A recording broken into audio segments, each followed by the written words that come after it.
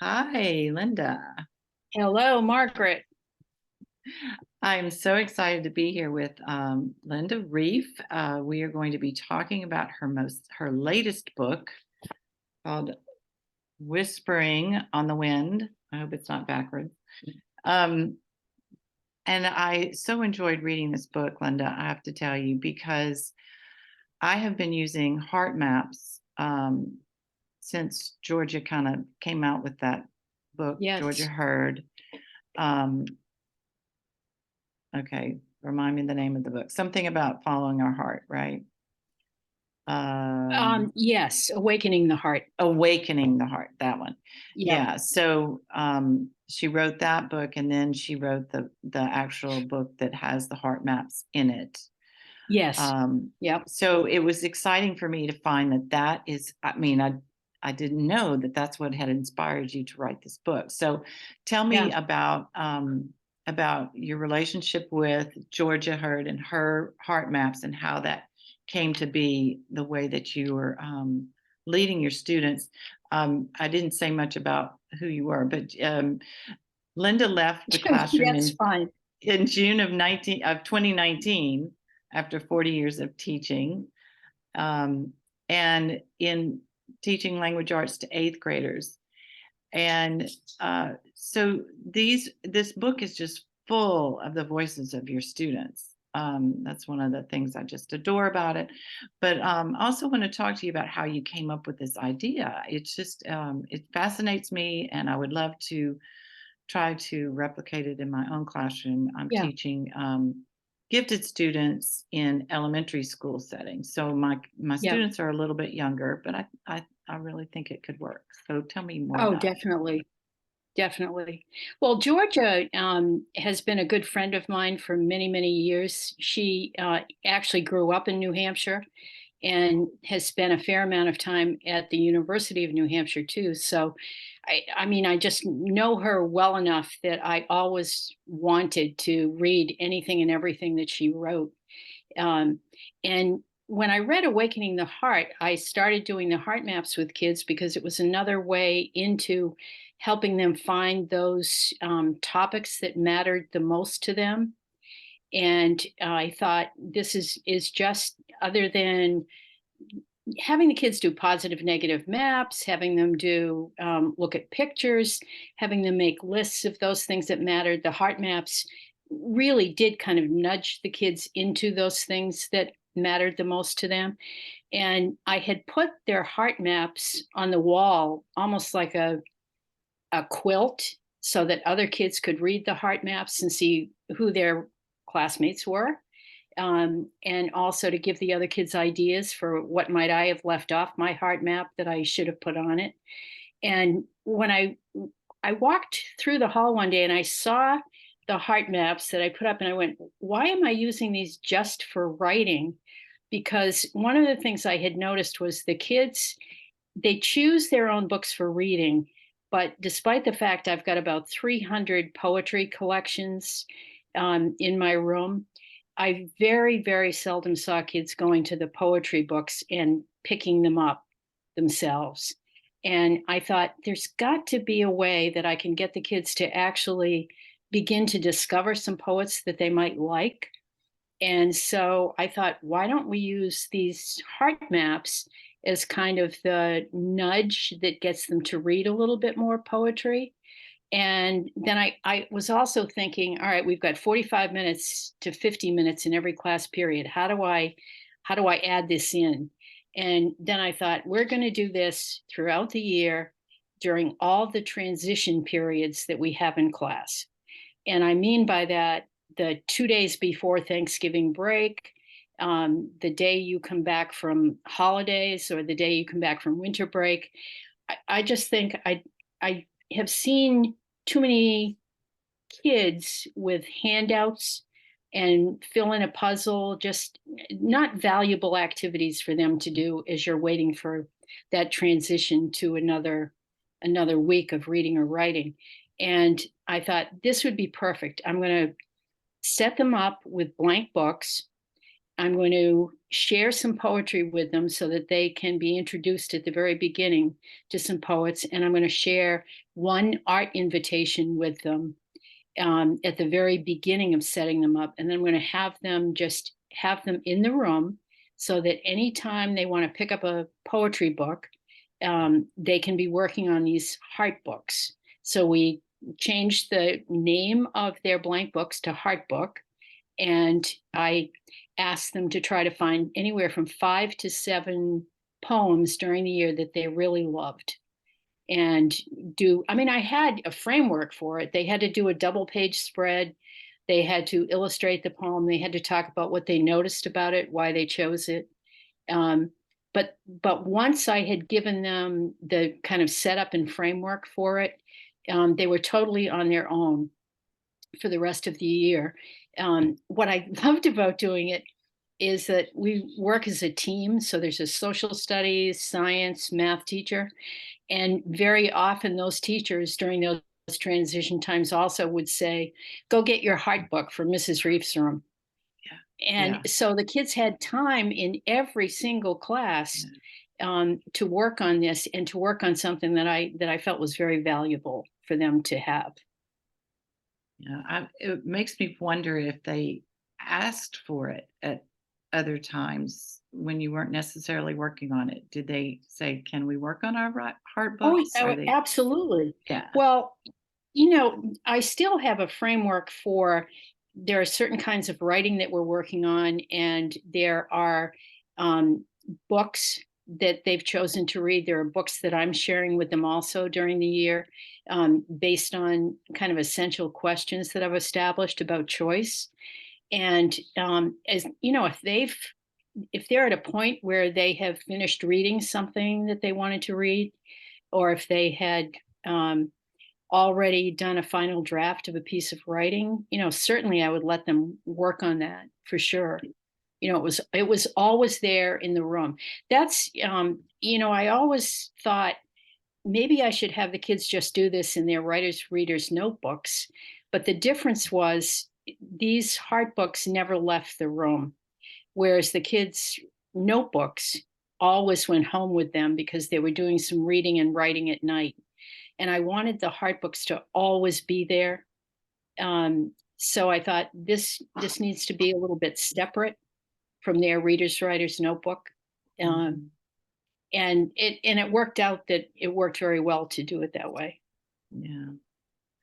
Yeah, that's interesting to me that that it was separate from other things that you were doing in the classroom. Right. So Right. It kind of set it apart, and also in a sense gave it a place of honor. Yeah.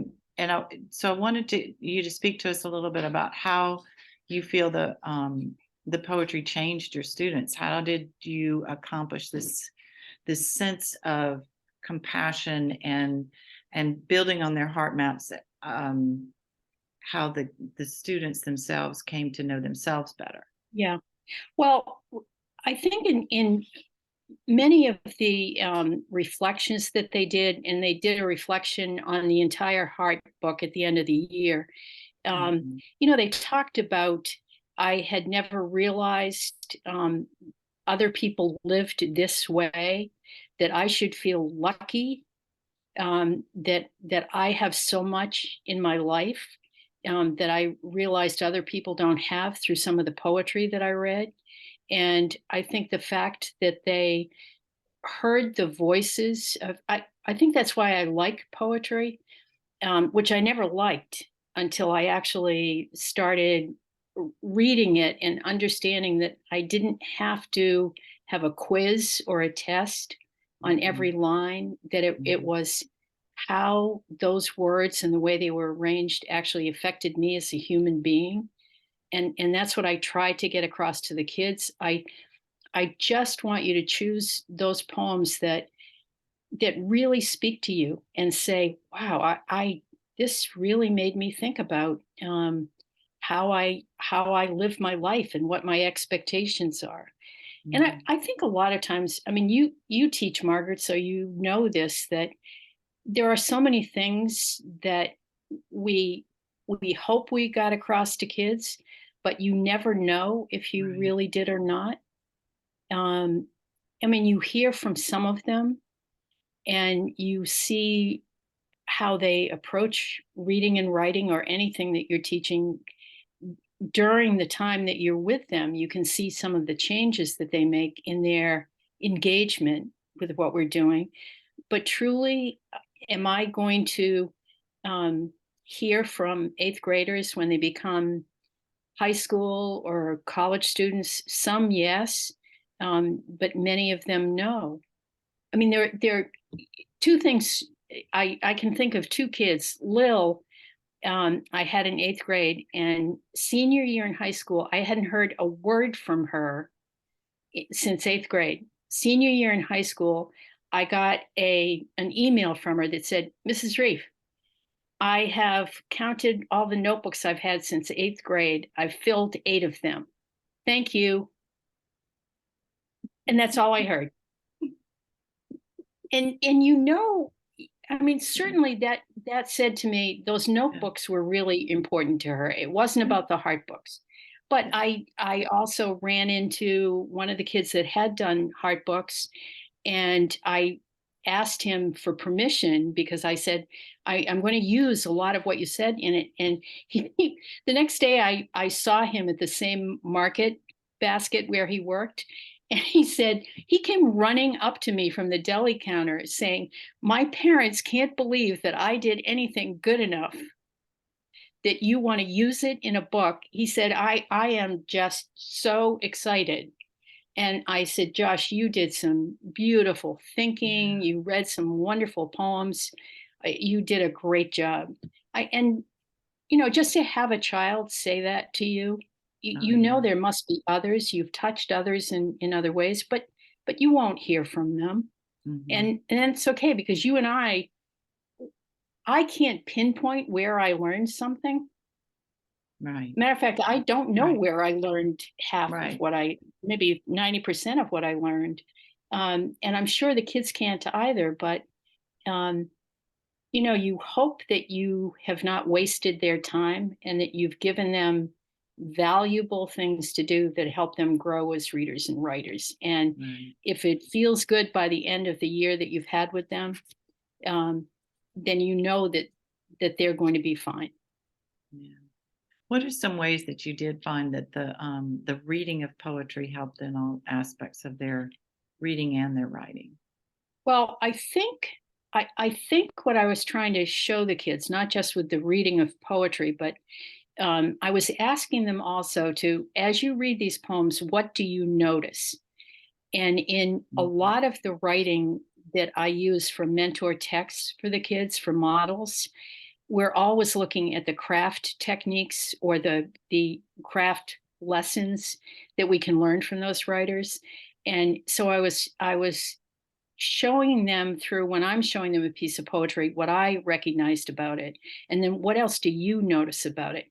Because those are the kinds of things as they were writing, try that in your writing. So we always, what did you notice about poetry?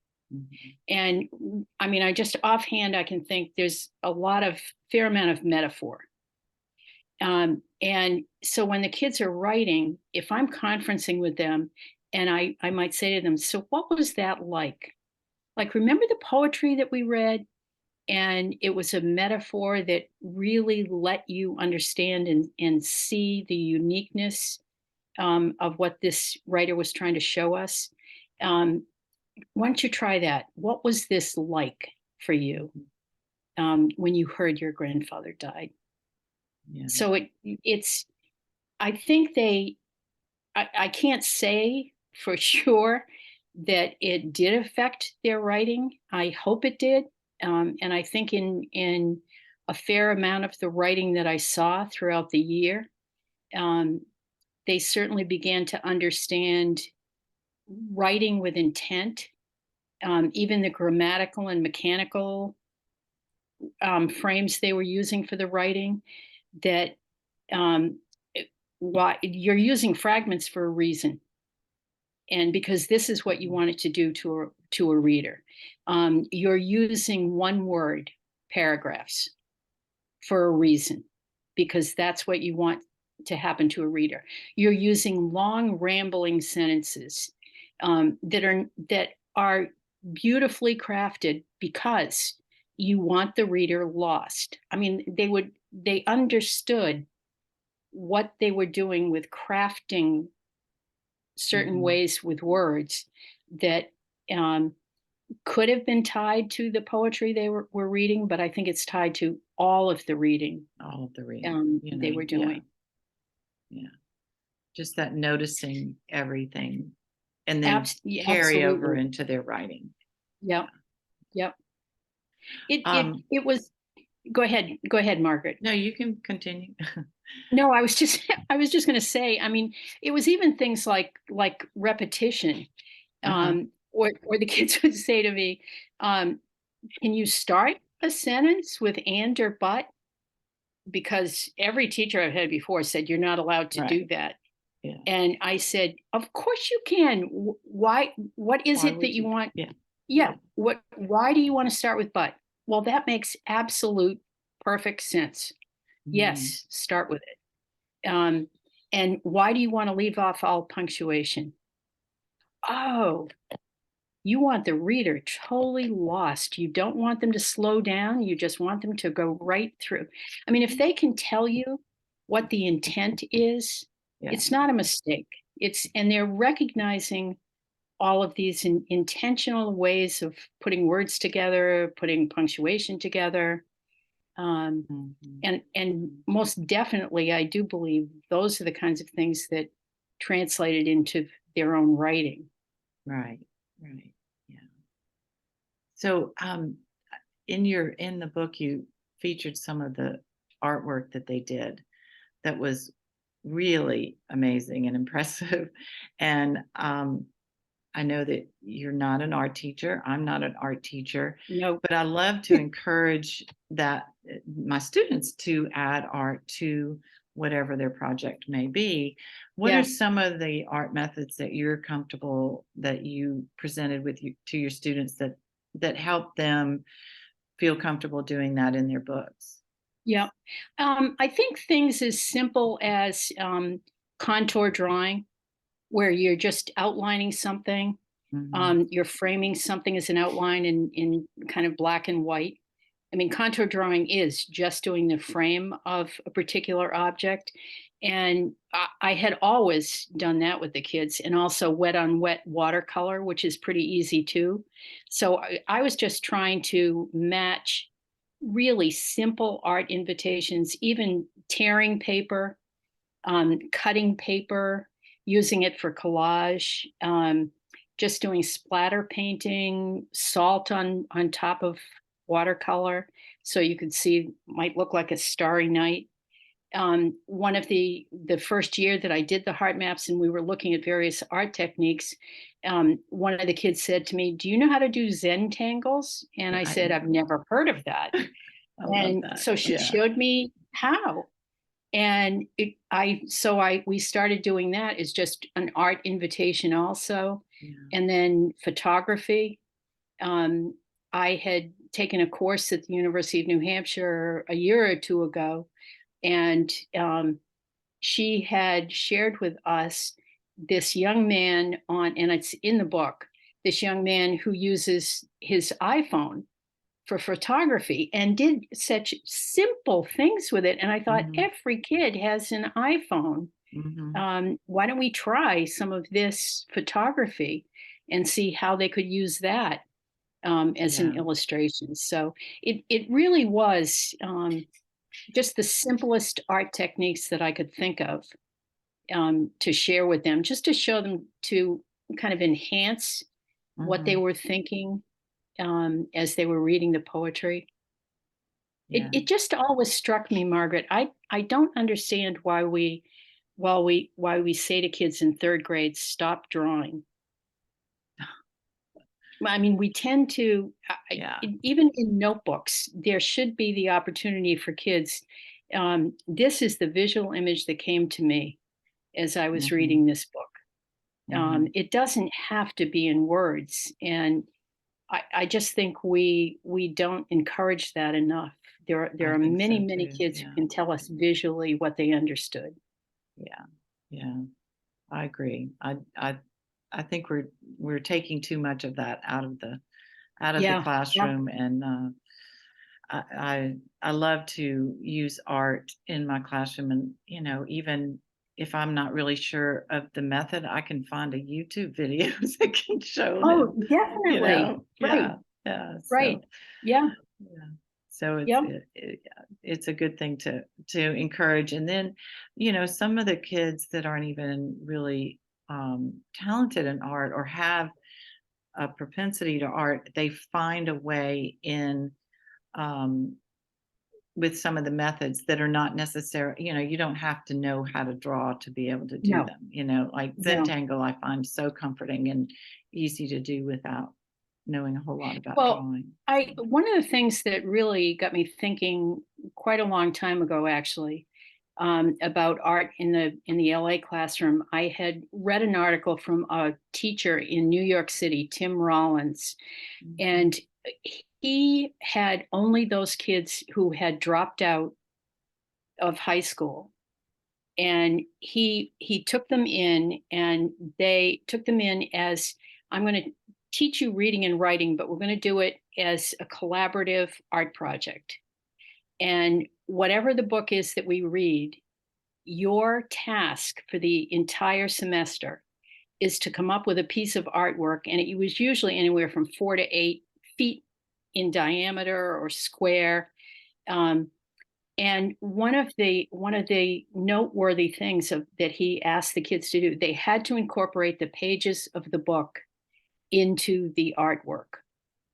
mhm, So they tore out the pages. They figured out, um, how do we incorporate them in a big collage like this that best represents our understanding. And our understanding was always with 3 to 5 kids working collaboratively, mhm, to come up with their understanding of that book. And it could have been a book like The Scarlet Letter. It could have mhm, been Catcher in the Rye. But his field trips were to museums, showing different possible techniques. He wasn't even teaching any real art to the kids, techniques. mhm, But he was saying, here's the task, here's the frame. And I was just stunned, by the depth of understanding of the books they had read, mhm. because they were trying to visually interpret words, and because they were working collaboratively with each other. And so I don't know, I think that was one of the things that influenced me to think a lot more about art and visual Mhm. representations in class. Yeah, very cool. Your book is also full of the student responses. So I kind of wanted you to share if you have a few examples of some of your favorites Um, of some of the responses that you had that were particularly memorable to you of your students. well, yeah, I don't know if I would could actually quote them on it, but I know for many of the kids, like, um, Thomas, when he was reading, and the well, let me take a peek at it. Um, right, he probably, because we ended up doing this alphabetically, is Oh, right there at the very beginning. Um, what what really, struck me is that he was one of those kids who he read Charles Simic, his poetry, when I introduced them to it. And I mean, that's the other thing. I think as teachers, we have to choose some of the poets they might never recognize. And I'm hmm, not sure Thomas would have picked Simic if I hadn't used him as one of the, mentor texts that we were looking at. But he had read a couple of Simic's, and talked about how it's the first time he understood, um, Simic's poetry, the ones, that that Thomas read were about a bomb factory and children working in a bomb factory, and talked to himself about how lucky I am. And I think we don't in this world have any real understanding of how many people suffer at the hands of others without ever um, having the chance in their lives to live the kind of lives that we live. And those were the kind of things that um, I wanted the poetry to touch them in a way that that I would want books to touch them, but I wanted them to see themselves as human beings who can actually make a change in the world if they start to understand that that we all live different lives, um, and it's developing this empathy and compassion for others that may not be as lucky as we are,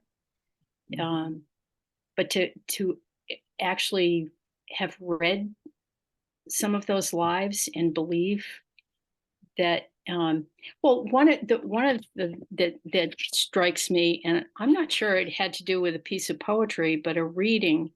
um, One of the kids, now I'm not even going to remember the title of the book, so I'm not even going to say it because people will um ah it's the book. Is it Anthony Doerr? Oh, no, All the Light We Cannot See. Nope, it wasn't that book. um the book he had read, though, it had to do with war um in Bosnia and Herzegovina.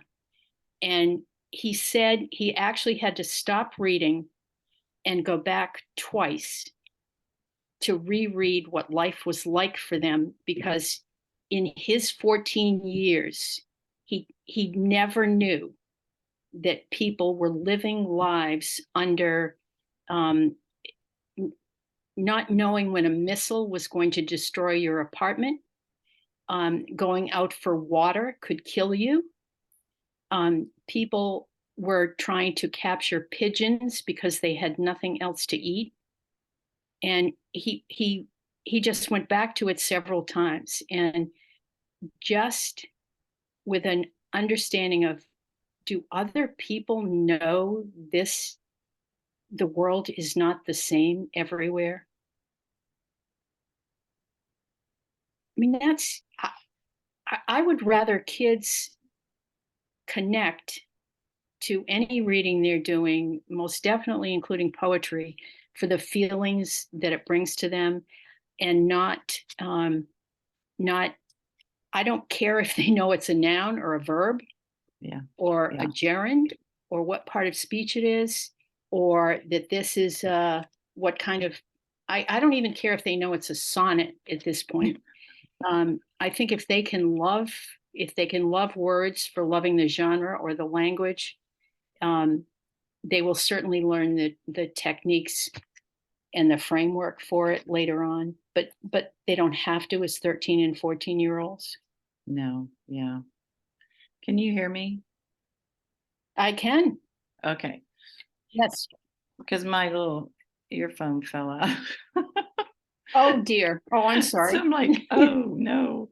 Um, and it Oh rolled no. across the floor. So, Oh no. So you can't get it.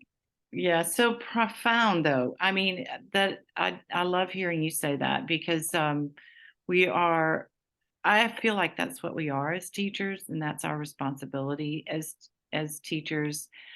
Um, and to help our students not only find themselves but discover the world, Yes. and Yeah. their place in it.